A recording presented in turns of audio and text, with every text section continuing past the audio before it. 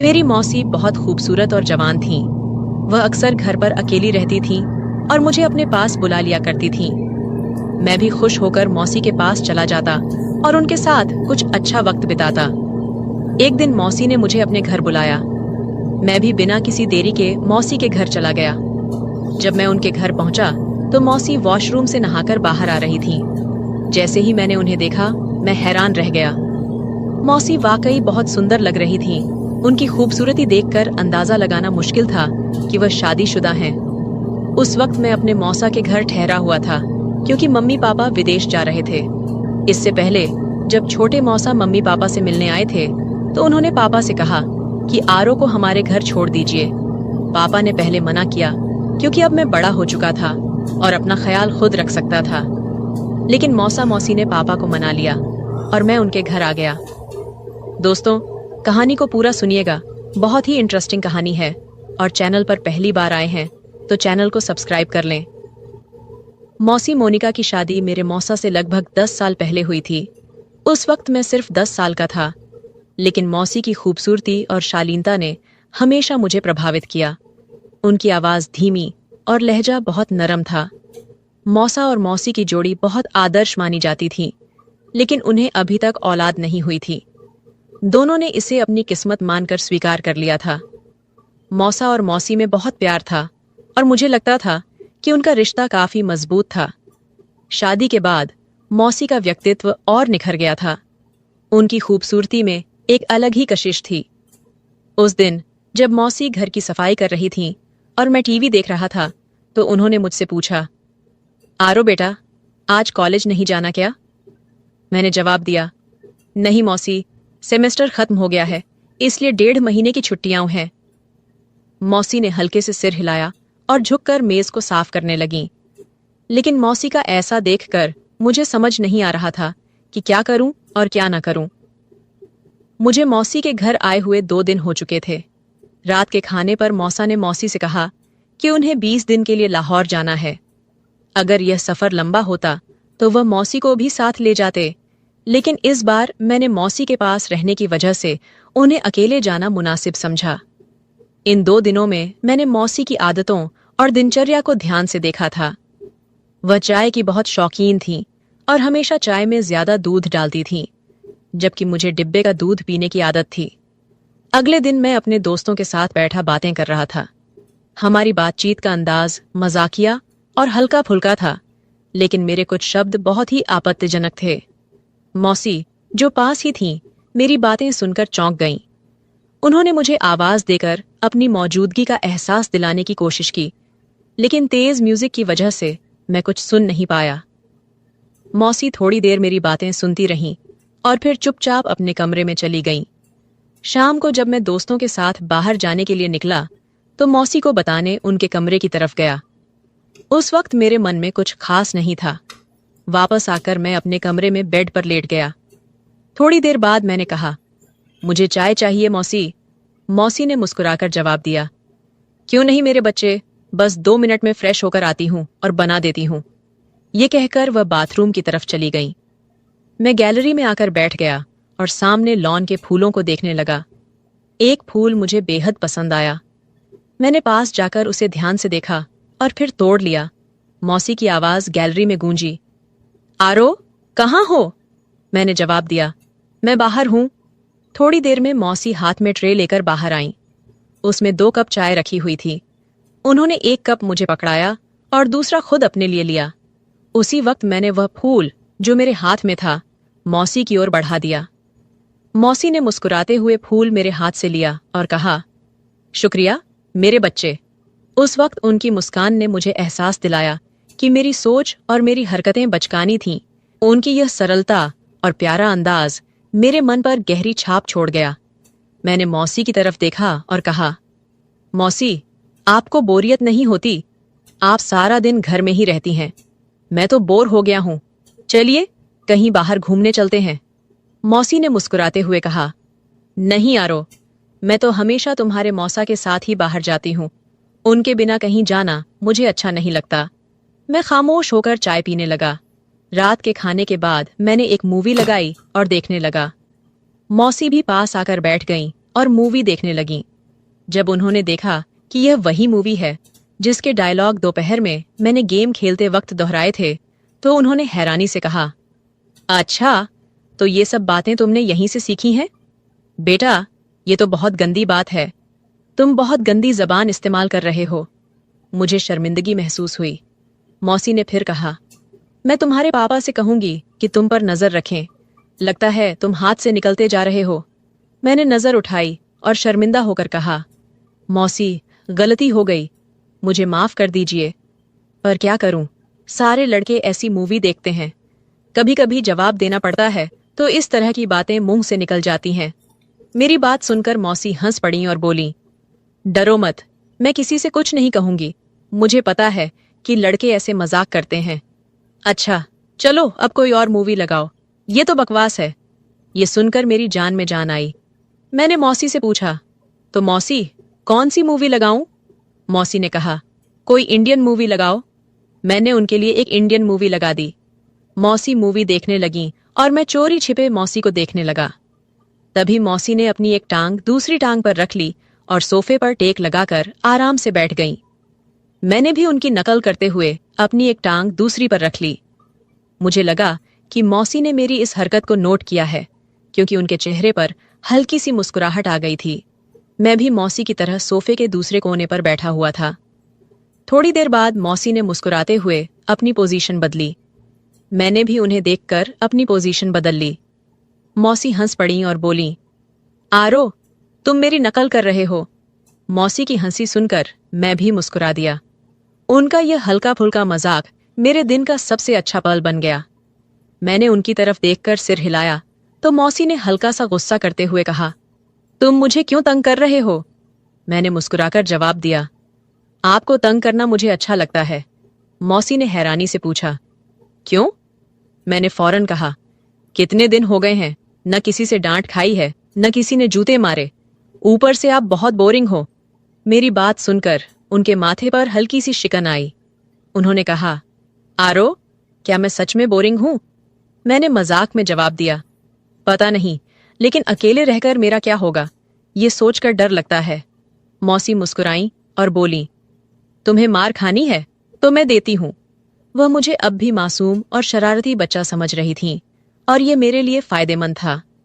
शायद इन्हीं फिजूल बातों के चलते मौसी और मैं अच्छे दोस्त बन गए। रात करीब 11 बजे मौसी के मोबाइल पर मौसा का फोन आया। वह फोन उठाकर अपने कमरे में चली गईं। मैंने कुछ देर मूवी देखी और फिर टीवी बंद करके अपने कमरे की तरफ जाने लगा। तभी मौसी के कमरे से उनकी आवाज सुनाई दी, आपको बहुत मिस कर रही हूं, पता नहीं ये दिन कैसे कटेंगे। दूसरी तरफ से क्या कहा गया ये तो नहीं पता, लेकिन मौसी की यह बात मेरे लिए किसी सरप्राइज से कम नहीं थी। अगले दिन सुबह मैं जल्दी उठ गया। फ्रेश होकर मैं किचन में गया, लेकिन वहां कोई नहीं था। मैंने सोचा कि मौसी अभी सो रही होंगी। उनके कमरे की तरफ देखा तो दरवाजा बंद था। मैंने खुद के लिए चाय बनाई, स्लाइस गर्म किए और मेज पर बैठकर नाश्ता करने लगा।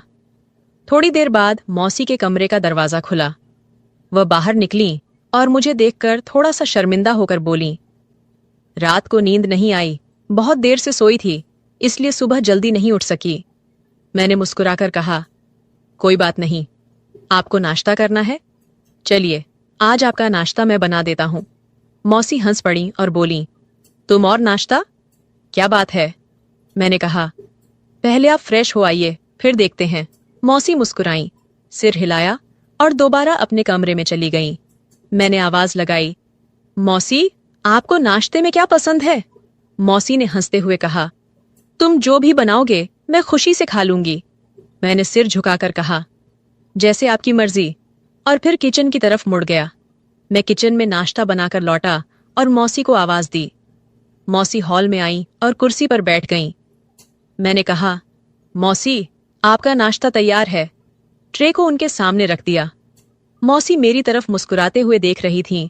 उन्होंने मेरे सिर पर हाथ फेरा और प्यार से मेरे बालों को बिगाड़ दिया। मैंने उनके हाथ को पकड़ लिया और कहा, मौसी, आपने मेरे बालों का स्टाइल खराब कर दिया। मौसी ने हंसते हुए मेरे गाल पर हल्के से थप्पड़ मारा और कहा, कुछ नहीं हुआ, आराम से बैठो और नाश्ता करो। मौसी ने नाश्ता खत्म किया और मुस्कुराते हुए बोली, आरो, तुम्हारा बहुत शुक्रिया। चलो, आज से हम पक्की दोस्ती करते हैं। बहुत दिनों बाद इस तरह हंसी हूं और इतना अच्छा नाश्ता किया है। मैंने नकली गुस्से में मुंह बनाते हुए कहा, तो क्या मैं आपका दोस्त नहीं हूं मौसी? मौसी ने मेरे गाल पर चुटकी काटते हुए कहा, दोस्त हो पर कच्चे वाले। आज से पक्की दोस्ती करते हैं। मैंने गाल मलते हुए कहा, यार, आप आंटियों की तो ये बहुत गंदी आदत होती है, गाल ही लाल कर देती हैं। मौसी हंस पड़ी और फिर दोनों हाथ मेरे कानों की तरफ बढ़ाए। मैं भागने लगा। मौसी हंसते हुए मेरे पीछे भागी और बोली, रुको, तुम्हें मार लगाती हूं। मैं भागते भागते रुक गया और अपनी कमर पर हाथ रखकर सांस लेते हुए कहा, ठीक है। मौसी हंसते हुए पास आई और अचानक मेरे दोनों कानों पर चुटकी काट ली। मैंने रोने जैसी शक्ल बनाते हुए कहा, आपसे तो कोई प्यार की उम्मीद ही नहीं है, आप बहुत बेदर्द हैं। मौसी ने हंसते हुए मुझे देखा, जहां चुटकी काटी थी वहां प्यार से सहलाया और कहा, सॉरी यार। फिर उन्होंने कहा, अच्छा, मैं चेंज करके आती हूं, मार्केट से वह सामान ले आना है।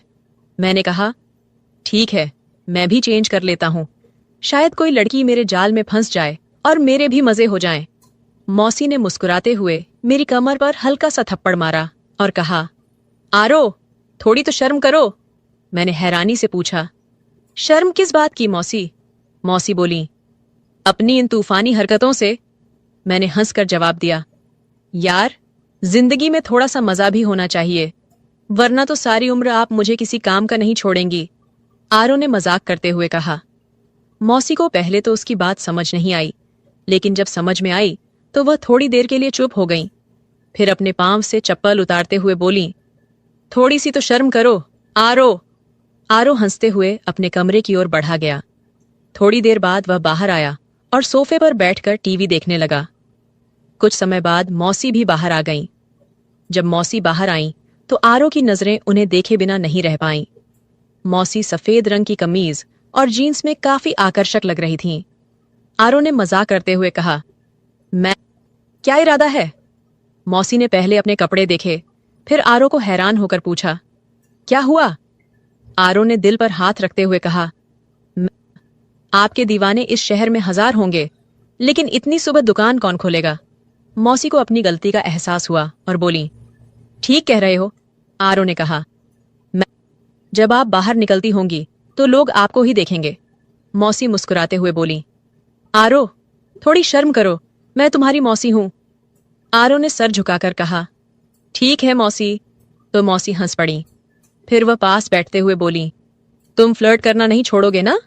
आरो ने मुस्कुराते हुए कहा, मैं फ्लर्ट नहीं कर रहा हूं मौसी। मौसी ने हंसते हुए कहा, माफ करना यार। और थोड़ी देर बाद मौसी ने पूछा, सच में तुम्हारी कोई गर्लफ्रेंड नहीं है?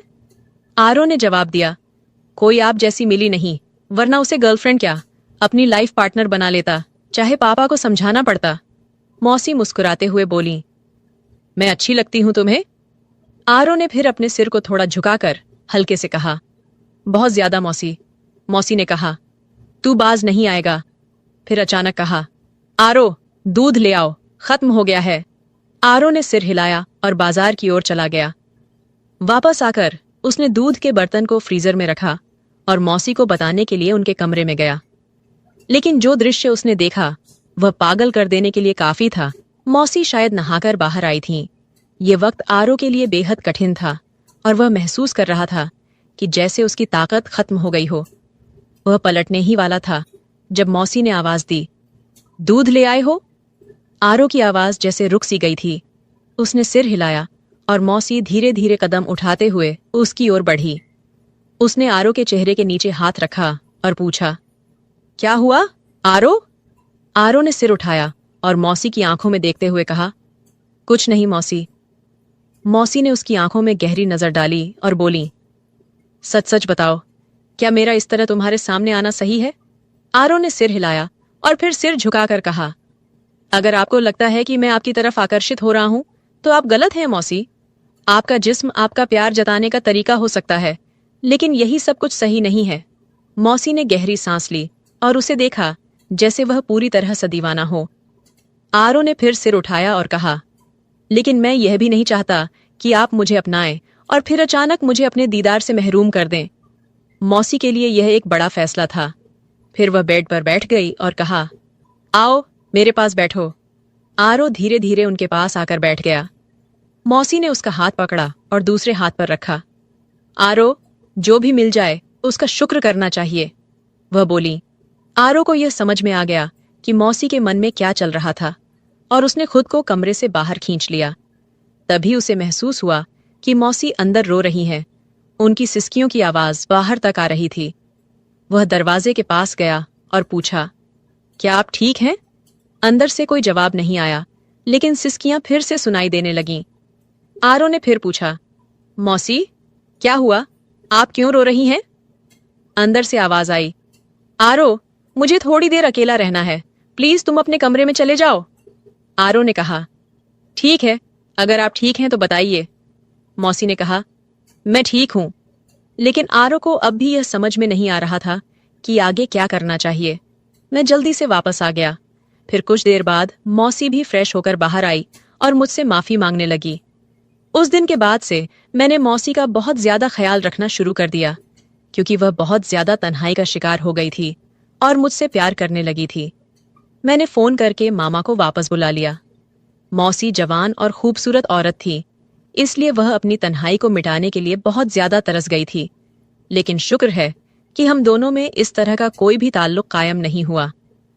कुछ दिन मैंने और मौसी के घर में गुजार दिए और फिर मेरे मम्मी पापा घर वापस आ गए और मैं अपने घर वापस चला गया। मेरा सभी लोगों का यही कहना है कि हमेशा घर में किसी के सहारे अपनी बहन या पत्नी को अकेले छोड़कर ना जाएं, क्योंकि शैतान कभी भी इंसान को बहका सकता है और शैतान के बहकावे में आकर यह गलती इंसान कर बैठता है। लिहाजा ये काम करने से पहले 1000 बार सोचना चाहिए, क्योंकि आप लोगों के घर टूट सकते हैं। मर्दों से गुजारिश है कि वह अपनी बहन या पत्नी को किसी के भरोसे पर छोड़कर न जाएं। जब मैं घर वापस लौट आया तो मुझे लगा कि जैसे कुछ अनकहा और अधूरा सा रह गया हो। मेरी जिंदगी में जो बदलाव आए थे वे केवल बाहरी नहीं थे, बल्कि अंदरूनी भी थे। मुझे यह एहसास हुआ कि रिश्तों का असली मोल समय और समझदारी में है। मौसी और मैं एक दूसरे से ज्यादा करीब हो गए थे, लेकिन इस करीबी में एक सीमा बनी रहनी चाहिए थी। एक दिन जब मैंने मौसी से बात की तो उसकी आंखों में एक नई तरह की शांति थी।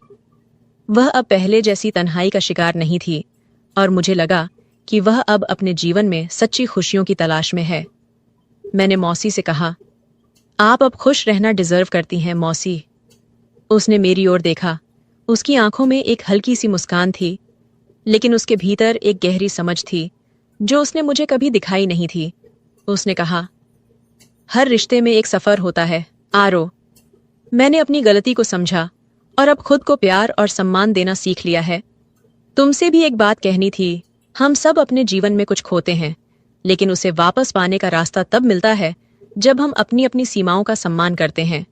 ये शब्द मेरे दिल को छू गए और मुझे समझ में आया कि हर रिश्ते में केवल प्यार ही नहीं, बल्कि आत्म आदर और समझदारी भी जरूरी होती है। मौसी ने मुझे वह सिखाया जो मैं पहले कभी नहीं समझ पाया था। उस दिन के बाद मुझे एहसास हुआ कि प्यार केवल शारीरिक आकर्षण तक सीमित नहीं होता, बल्कि यह सच्ची मित्रता, परिवार और एक दूसरे के दर्द को समझने की प्रक्रिया भी होती है। मैं और मौसी अब बेहतर रिश्ते की ओर बढ़ रहे थे, जहां एक दूसरे की भावनाओं और जरूरतों का सम्मान था। मैंने अपनी माँ बाप से एक वादा किया कि मैं कभी भी रिश्तों की अहमियत को कम नहीं करूंगा और उन्हें समझाऊंगा कि किस तरह परिवार का साथ हर मुश्किल से बाहर निकलने का रास्ता होता है। ये कहानी शायद किसी एक व्यक्ति की न हो, बल्कि ये हर किसी के जीवन के किसी हिस्से से जुड़ी हो सकती है, जहां हम अपने रिश्तों को समझने और उनका सम्मान करने के बारे में सीखते हैं। अगर आपको यह कहानी पसंद आई हो तो वीडियो को लाइक करें और चैनल को सब्सक्राइब करें। एंड बेल आइकन पर क्लिक करें, ऑल घंटी को प्रेस करें, ताकि जब भी वीडियो डाले नोटिफिकेशन सबसे पहले आपको मिले। मिलते हैं एक और दिलचस्प कहानी के साथ में। धन्यवाद।